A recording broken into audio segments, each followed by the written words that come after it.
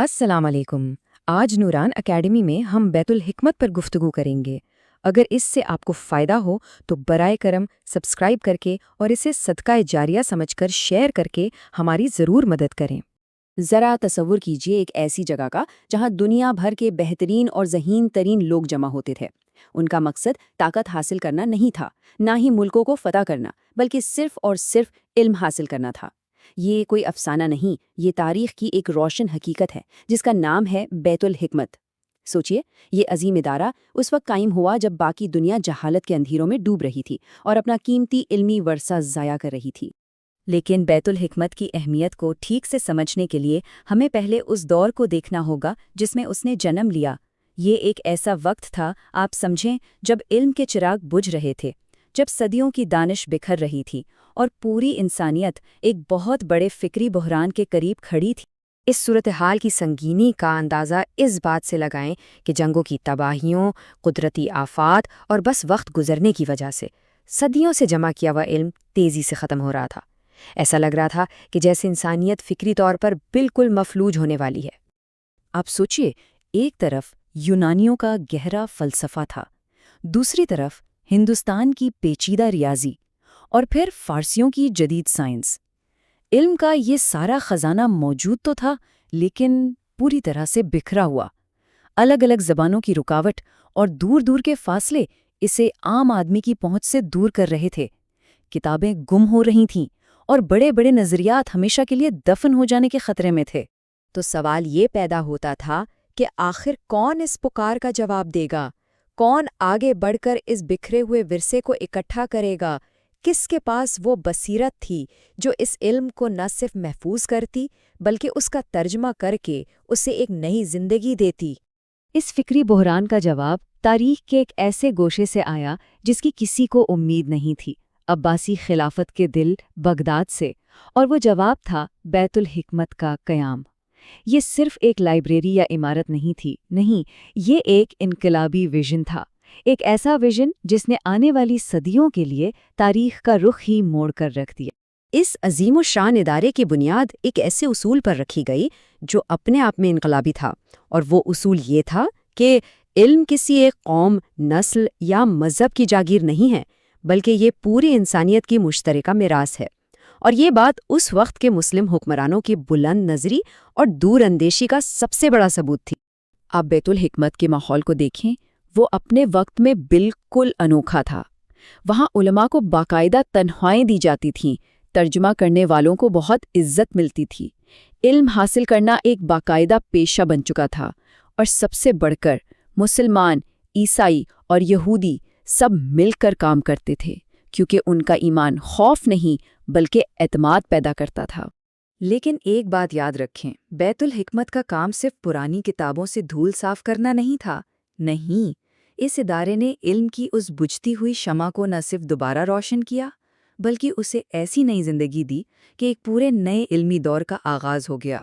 اس ادارے کے کام کے آپ کہہ سکتے ہیں دو اہم حصے تھے۔ ایک طرف تحفظ، اس میں یونانی اور ہندوستانی کتابوں کا عربی میں ترجمہ کیا جا رہا تھا، لیکن دوسری طرف تھی جدت، یعنی انوویشن۔ اس میں ان پرانی کتابوں کی غلطیوں کو ٹھیک کیا جا رہا تھا، ان کے نظریات کو پرکھا جا رہا تھا، اور پھر اس علم کو آگے بڑھایا جا رہا تھا۔ اس جدت کی ایک زبردست مثال ہے الجبرا، جسے الخوارزمی جیسے عظیم اسکالر نے بیت الحکمت میں ہی تیار کیا۔ اور یہ لفظ الجبرا خود عربی لفظ الجبر سے نکلا ہے، جس کا مطلب ہے ٹوٹے ہوئے حصوں کو دوبارہ جوڑنا۔ یہ صرف ریاضی نہیں تھا، یہ چیزوں کو دیکھنے اور مسئلوں کو حل کرنے کا ایک پورا نیا نظام تھا۔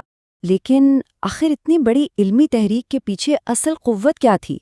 وہ کون سا جذبہ تھا، کون سی موٹیویشن تھی جس نے حکمرانوں اور عالموں سب کو اس کام کے لیے اکٹھا کر دیا تھا؟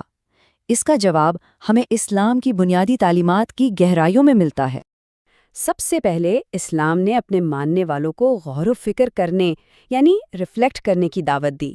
یہ جو آسمانوں کی وسعت ہے، ستاروں کی گردش ہے، زمین پر زندگی کے عجوبے ہیں، انہیں دیکھنا صرف ایک مشغلہ نہیں بلکہ یہ اپنے خالق کو پہچاننے کا ذریعہ ہے، اور اسے عبادت کی ایک اعلیٰ قسم قرار دیا گیا۔ پھر سوچنے اور عقل کے استعمال پر زور دیا گیا۔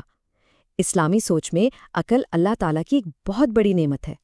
اسے استعمال کرके جب ہم کائنات کی راز سمجھتے ہیں تو ہم سطح سے گہرائی کی طرف جاتے ہیں۔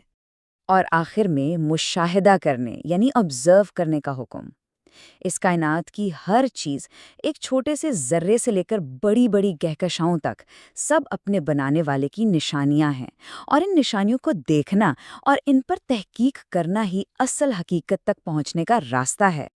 اور ان سب تعلیمات کو جو چیز آپس میں جوڑتی ہے وہ بنیادی عقیدہ ہے توحید کا، یعنی اللہ کا ایک ہونا۔ اس عقیدے نے مسلمانوں کو یہ پختہ یقین دیا کہ جب خالق ایک ہے تو اس کی تخلیق میں، اس کی بنائی ہوئی کائنات میں کوئی تضاد نہیں ہو سکتا۔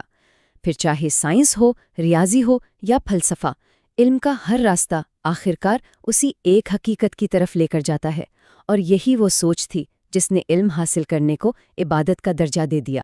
تو بغداد میں جو علم کی یہ شمع روشن ہوئی تھی، وہ صرف وہیں تک محدود نہیں رہی۔ اس کی روشنی نے وقت اور فاصلے، سب سرحدوں کو پار کر لیا، اور اس کی گونج آج تک پوری دنیا میں سنائی دیتی ہے۔ علم کے سفر کا یہ راستہ بالکل صاف نظر آتا ہے۔ یہ سفر شروع ہوا بغداد کے بیت الحکمت سے، پھر یہ علم پہنچا الاندلس یعنی اسپین، وہاں سے اس کا لاطینی زبان میں ترجمہ ہوا، اور پھر اسی علم نے یورپ کے رینیساں یعنی ان کی نشاط ثانیہ کو بنیاد فراہم کی۔ سوچئے، صرف ایک ادارے نے پوری دنیا کی تہذیب کا رخ بدل کر رکھ دیا۔ تاریخ کا یہ پورا سفر ہمیں صرف ماضی کی شان و شوکت نہیں دکھاتا، بلکہ یہ ہمارے آج کے لیے ایک آئینہ ہے۔ تو چلیں اب دیکھتے ہیں کہ بیت الحکمت کی یہ میراث آج ہماری نسل کے لیے کیا پیغام رکھتی ہے۔ جب ہم اپنے اسلاف اور اپنے دور کا مقابلہ کرتے ہیں تو ایک گہری سوچ ابھرتی ہے۔ انہوں نے علم حاصل کرنے کے لیے قربانیاں دیں، لمبے سفر کیے، جبکہ آج انفارمیشن ہماری انگلیوں پر ہے اور ہم بس اسکرول کرتے رہتے ہیں۔ انہوں نے لائبریریاں بنائیں، علم کے مراکز تعمیر کیے، جبکہ ہم کبھی کبھی عمل کے بجائے بہانے تعمیر کر لیتے ہیں۔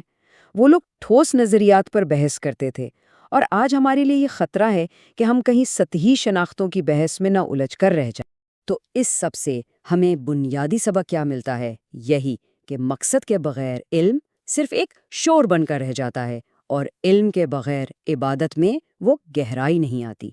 اسلام نے ہمیشہ ان دونوں کو جوڑ کر رکھا ہے۔ بیت الحکمت اس بات کا زندہ ثبوت ہے کہ جب بھی کوئی قوم علم کی قدر کرتی ہے تو اللہ تعالیٰ اسے دنیا میں بلندی عطا فرماتا ہے۔ ان کا رویہ شکوے کا نہیں تھا، ان کا رویہ تعمیر کا تھا۔ انہوں نے یہ نہیں کہا کہ دنیا ہمارے خلاف ہے، بلکہ انہوں نے کہا چلو وہ بناتے ہیں، وہ تعمیر کرتے ہیں جس کی دنیا کو ضرورت ہے۔ تو آج ہم سب کے لیے سوچنے کا مقام یہ ہے کہ اگر انہوں نے اس مشکل دور میں علم کے اتنے چراغ روشن کیے تو آج اس دور میں ہماری نسل کیا تعمیر کرے گی؟ پیشکش اور تخلیق، نوران اسٹوڈیو۔